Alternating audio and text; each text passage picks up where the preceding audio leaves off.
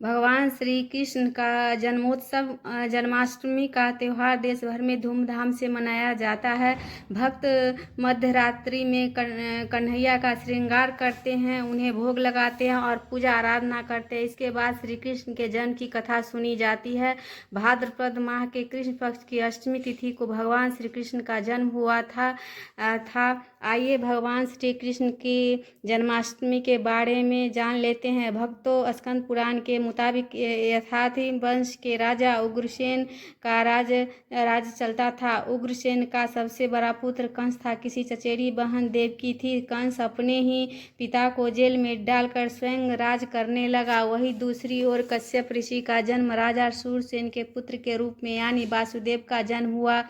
आगे चलकर वासुदेव का विवाह देवकी से संपन्न हुआ। देवकी को विदा करने के दौरान एक आकाशवाणी होती है, हे कंस, तू आज इस बहन को इतने प्यार से विदा कर रहा है, कल उसी का 8वां पुत्र तुम्हारे मौत का कारण बनेगा। ऐसा सुनते ही कंस देवकी को मारने के लिए हावी हो गया, पर सैनिकों और वासुदेव के वचन ने ऐसा होने से बचा लिया। वासुदेव सत्यवादी थे। उन्होंने कंस को वचन दिया कि वो अपना 8वां पुत्र सौंप देंगे। वासुदेव जी की बात मानते हुए कंस ने उन दोनों को बंदी बनाने का निर्णय लिया और उनके पास पहरेदार लगा दिए। इसके बाद कंस ने देवकी के सारे संतानों को मारने का प्रण कर लिया। नियमानुसार देवकी के सातों संतान कंस द्वारा मारे गए। इसके बाद देवकी के 8वें पुत्र का जन्म हुआ। भाद्रपद माह के कृष्ण पक्ष की अष्टमी तिथि को रोहिणी नक्षत्र के दौरान मध्य रात्रि में भगवान श्री कृष्ण का जन्म हुआ था। बालक के जन्म लेते ही जेल की कोठरी प्रकाशमय हो गई। साथ ही एक आकाशवाणी सुनाई दी कि तुम बालक को गोकुल में रह रहे नंद बाबा के यहाँ छोड़ आओ, वहाँ एक कन्या का जन्म हुआ है, उसे तुम यहाँ ले आओ। ऐसा सुनते ही वासुदेव की हथकड़ियाँ खुल गई। वे तुरंत एक टोकरी में श्री कृष्ण को रखकर इसे माथे पर लादे गोकुल की ओर निकल पड़े। रास्ते में यमुना नदी बाल कृष्ण के चरणों को स्पर्श करने के लिए उफान पर आ गई। फिर चरण स्पर्श करते ही वह प्रातः शांत पड़ गई। उस प्रकार वासुदेव ने अपने पुत्र को यशोदा मैया के बगल में सुलाकर वहां से कन्या लेकर वापस कारागार लौट गए। जेल की दरवाजे अपने आप बंद हो गई। उनके हाथों में फिर से हथकड़ी लग गई। सारे पहरेदार भी उठ गए और कन्या के रोने की आवाज आने लगी। सूचना मिलते ही कंस के कारागार से कन्या को लाया गया और उसे मारने की कोशिश की गई। कन्या को मारने की कोशिश की गई, लेकिन वह आकाश में उड़ गई और बोली, अरे मूर्ख, मुझे मारने से तुम्हें क्या फायदा होगा? तुझे मारने वाला पैदा ले लिया है।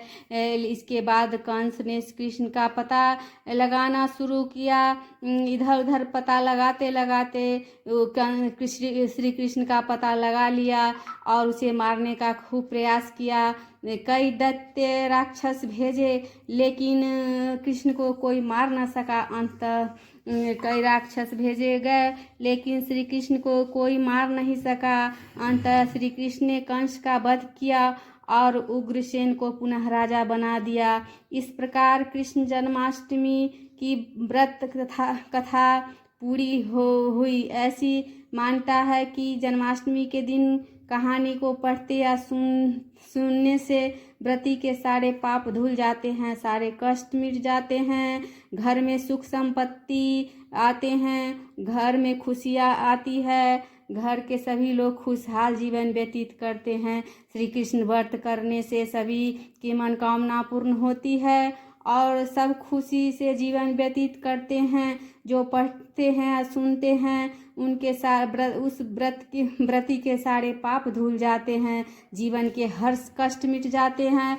हर समस्याओं का समाधान मिलता है, जीवन में कोई कष्ट नहीं होता है। साथ ही भगवान का आशीर्वाद सदैव प्राप्त रहता है और सदैव प्राप्त रहता है। घर में खुशियाँ रहती है, सभी मनोकामना पूर्ण होती है, ऐसा माना गया है। श्री कृष्ण का कथा सुनते ही घर में सारी खुशियाँ आ जाती है। इस प्रकार श्री कृष्ण व्रत की कथा समाप्त हुई। बोलो जय श्री कृष्ण, बोलो राधे श्याम, राधे राधे, हरे कृष्ण कृष्ण कृष्ण हरे हरे।